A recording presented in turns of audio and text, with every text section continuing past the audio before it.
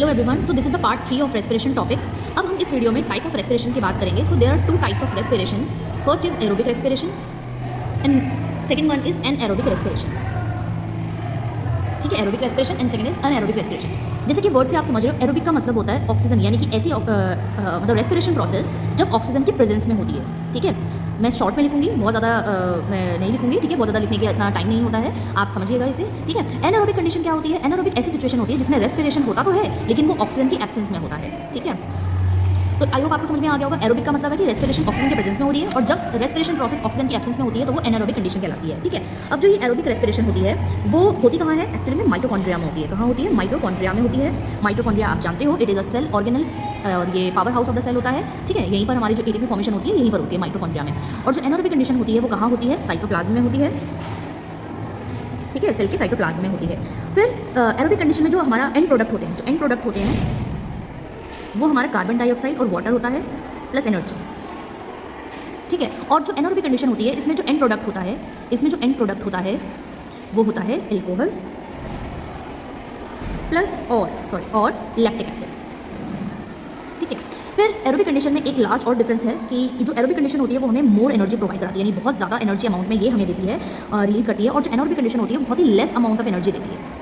अब ये मैं डिफरेंस आपको क्यों बता रही हूँ? डिफरेंस मैं इसलिए बता रही हूँ बिकॉज ये एग्जाम पॉइंट ऑफ व्यू से बहुत इंपॉर्टेंट है। तो आपको ये जो अगर 4 डिफरेंस भी अगर आप लर्न कर लोगे तो मोर देन एनफ है। एरोबिक कंडीशन ऑक्सीजन की प्रेजेंस में होती है, एनारोबिक ऑक्सीजन की एब्सेंस में होती है, ये माइटोकॉन्ड्रिया में होती है, ये साइटोप्लाज्म में होती है। एरोबिक कंडीशन में जो एंड प्रोडक्ट होता है वो कार्बन डाइऑक्साइड, वाटर, एनर्जी होता है, और एनारोबिक कंडीशन में जो एंड प्रोडक्ट होता है वो अल्कोहल और लैक्टिक एसिड होता है। और जो एरोबिक रेस्पिरेशन होती है वो बहुत ज़्यादा एनर्जी देती है, हमें ज़्यादा एटीपीज देती है, बहुत ज़्यादा एनर्जी देती है। और जो एनारोबिक कंडीशन होती है वो हमें लेस एनर्जी देती है, यानी कि ऐसी एनर्जी मतलब ऐसी कंडीशन जिसमें ऑक्सीजन की एब्सेंस में रेस्पिरेशन होता है वो बहुत ही कम एनर्जी हमें देता है। तो ये जो डिफरेंस है वो इसलिए इंपॉर्टेंट है क्योंकि एग्जाम में ये डिफरेंस जरूर आ सकता है। ठीक है, ये क्वेश्चन 2 नंबर का हो सकता है, इसीलिए मैं आपको ये बता रही थी। ठीक है, अब आई होप आपने टाइप ऑफ रेस्पिरेशन समझ में आ गया होगा, ब्रीथिंग और सेलुलर रेस्पिरेशन में समझ में आ गया होगा। आपको मैंने जो 2 कंडीशंस बताई थी, जो ये वाली जो मैंने 2 कंडीशंस आपको समझाई थी, वो आई होप आपको ये समझ में आ गई होगी, क्लियर हो गई होगी। Now come to the next part of this topic, that is human respiratory system. अब हम ह्यूमन रेस्पिरेटरी सिस्टम का ना डायग्राम समझेंगे। ह्यूमन रेस्पिरेटरी सिस्टम हम यहाँ पर डायग्राम समझेंगे, और ये डायग्राम आप यकीन मानिएगा इतना इजी डायग्राम होता है कि आप इसे बहुत ही जल्दी बना सकते हो अगर आप इस तरीके से ट्राई करोगे। ठीक है, ये जो डायग्राम है वो एग्जाम में आ सकता है, बट इसकी बहुत ही कम चांसेस होते हैं, बट इसकी लेबलिंग आ सकती है। ठीक है, तो हम इसको जैसे ड्रॉ करेंगे, और हाँ, जब भी हम डायग्राम ड्रॉ करते हैं वो हमेशा पेंसिल से ड्रॉ करते हैं। ठीक है, पेंसिल से ड्रॉ करते हैं, हमेशा याद रखिएगा। आप एग्जाम में जब भी डायग्राम ड्रॉ करेंगे तो आप पेंसिल का यूज़ करिएगा। मेरे पास यहाँ पर पेन अवेलेबल है तो मैं पेन का यूज़ कर रही हूँ। तो देखिए, बहुत ही ईजी डायग्राम होता है।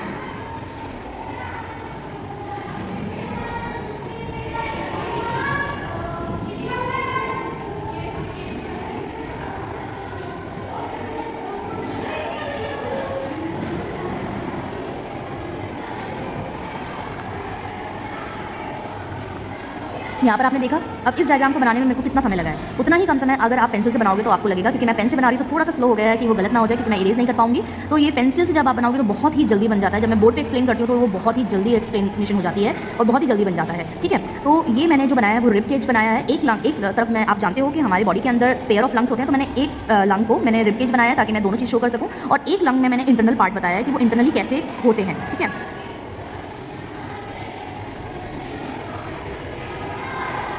ठीक है, इस तरीके से ये वाला जो हमने लंग बना दिया है। अब हम इसकी लेबलिंग करेंगे। ठीक है, लेबलिंग में आप सबसे पहले जानते हो कि ये हमारी नोज़ है, तो ये नॉस्ट्रल्स कहलाएंगे, या फिर नेसल पैसेज कह सकते हैं, हम नॉस्ट्रल लिख सकते हैं। ठीक है, नॉस्ट्रल्स हैं, ये माउथ है हमारा।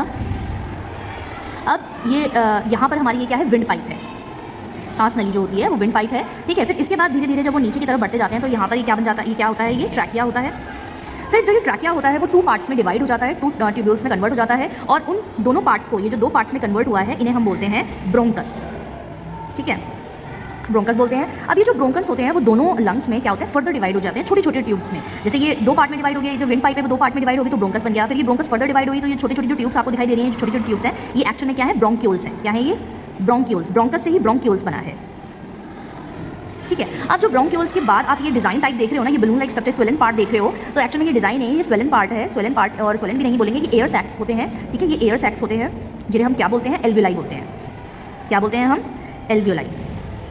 ठीक है, ये अब इसके नीचे, हमारे लंग के नीचे एक थिन मसल्स होती है। ठीक है, जिसे हम क्या बोलते हैं? डायफ्राम बोलते हैं। ठीक है, और ये जो है रिब केज है, रिब केज का मतलब होता है हड्डियों का ढांचा जो कि हमारे लंग्स को प्रोटेक्ट करता है। जैसे अगर कोई इंजरी हो जाती है, कोई हमारे लंग्स में कोई घूसा मारता है जैसे इस तरीके से, तो हमारी लंग्स इफेक्ट ना हो जाए, इसकी वजह से हमारी रिब केज जो है वो लंग को प्रोटेक्ट करता है। अब देखिए हम इस डायग्राम से क्या समझेंगे, ये डायग्राम हमने क्यों कराया, ये हम डायग्राम इसलिए बना रहे हैं ताकि हमें ये पता चले कि जो हम सांस लेते हैं वो कहाँ से कहाँ जाती है, यानी कि ब्रीदिंग जब हम करते हैं, ब्रीथ इन करते हैं, तो जो ऑक्सीजन होती है वो कहाँ जाती है। ठीक है, तो सबसे पहले हम समझेंगे कि जो हम सांस लेते हैं मेनली हमारा जो ब्रीदिंग का पॉइंट होता है वो नोज होता है। ठीक है, हमें नोज से ही सांस लेनी चाहिए, माउथ से हमें नहीं लेनी चाहिए। तो नोज से जब हम सांस लेते हैं तो ऑक्सीजन जो होगी वो हमारे नोस्ट्रल से होते होते कहाँ जाएगी, विंड पाइप में जाएगी, विंड पाइप। ठीक है, विंड पाइप से होते होते वो ट्रैकिया में जाएगी, ट्रैकिया के बाद वो कहाँ पर जाएगी, दोनों ब्रोंकस में जाएगी, दोनों ब्रोंकस के बाद वो छोटे छोटे जो ट्यूब्यूल्स हैं ये ब्रोंक्यूल्स में चली जाएगी, ब्रोंक्यूल्स के बाद लास्ट में जो बलून लाइक स्ट्रक्चर है जो एयर सैक्स है यानी कि एल्वियोलाई के पास चली जाएगी। ठीक है, अब आपको समझना क्या है, ये जो डायग्राम मैंने आपको बनाया है ना, इस वाले डायग्राम में ये जो एल्वियोलाई है, ये हमारे लंग्स में एल्वियोलाई मिलियंस होती है, ये बात याद रखिएगा, हमारे लंग्स में जो एल्वियोलाई होती हैं वो मिलियंस होती हैं। यहाँ पर बहुत सारी मिलियंस हम नहीं ड्रॉ कर सकते हैं, इसलिए हम यहाँ पर 6 to 7 हम एल्वियोलाई शो कर देते हैं डायग्राम में। ठीक है, तो this is the complete diagram of human respiratory system, ये हमारे ह्यूमन रेस्पिरेटरी सिस्टम का पार्ट पूरा डायग्राम है, सिस्टम इस तरीके से हम ब्रीथ इन करते हैं। अब यहाँ पर आप डायफ्राम बोल रहे हो तो आप सोचोगे कि मैम ने तो डायफ्राम बताया नहीं, तो ये डायफ्राम का यूज़ क्या है, तो डायफ्राम का यूज़ एक्चुअल में जब हम रेस्पिरेशन का मैकेनिज्म समझेंगे वहाँ पर समझेंगे। ठीक है, कि जो एयर है एल्वियोलाई के अंदर चली गई, जैसे हमने ब्रीथ इन करा तो जो ऑक्सीजन है वो एल्वियोलाई के अंदर चली गई, अब एल्वियोलाई के अंदर से कहाँ जाएगी तो वो हम मैकेनिज्म में समझेंगे। ठीक है, अब मैं नेक्स्ट वीडियो में आपको इसका मैकेनिज्म बताऊंगी और ये बताऊंगी कि जो ऑक्सीजन होती है वो एल्वियोलाई से कहाँ जाती है। ठीक है, और डायफ्राम का क्या रोल होता है, डायफ्राम का बहुत इंपॉर्टेंट रोल होता है ब्रीदिंग में, अगर डायफ्राम नहीं होता तो शायद हम ब्रीथिंग भी नहीं कर पाते। ठीक है, तो नेक्स्ट वीडियो का आप वेट करिए, दैट्स ऑल।